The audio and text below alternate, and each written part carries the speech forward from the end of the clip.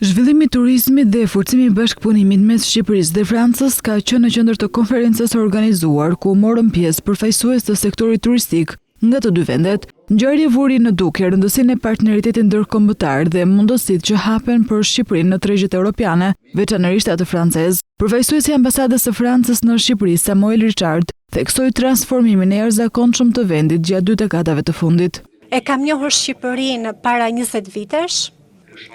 Ndryshimi është i pabesueshëm, jo vetëm përmes dëshirës për të zbuluar Shqipërinë, jo vetëm përmes numrit të turistëve që është rritur në mënyrë eksponenciale, por i pabesueshme edhe sepse deri më sot, unë vetë jam turist në Shqipëri, deri më sot ju ja keni dalë të ruani firmën, të ruani atë sinjaturën tuaj, të ruani sinjaturën tuaj identitare përmes mënyrës së mikpritjes, përmes traditave, përmes kulturës.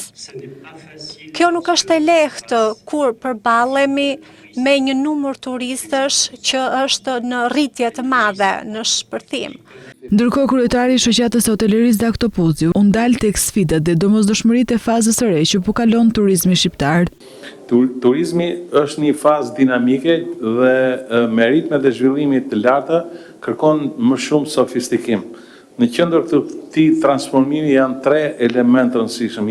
Inovacioni nuk është më luks, domethënë pa inovacion dhe pa rrjetin e digitalizuar, pa marketing digital sot nuk mund të flitet më. Është e vetmja mundësi për të ecur përpara. Sigurisht që pika e dytë është shërbimi, që pa një shërbim cilësor dhe pa njerëz kualifikuar është e pamundur të ecësh përpara në këtë konkurrencë të egër. Dhe pika e tretë është bashkëpunimi ndërkombëtar. Është shans që të kesh bashkëpunëtor nga Franca.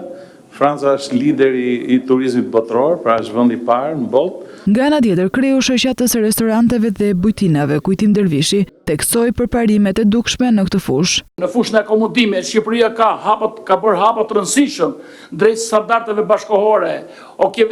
Objektivi ynë është të rrisim cilësinë e shërbimit dhe të ndjekim trendat botërore të turizmit.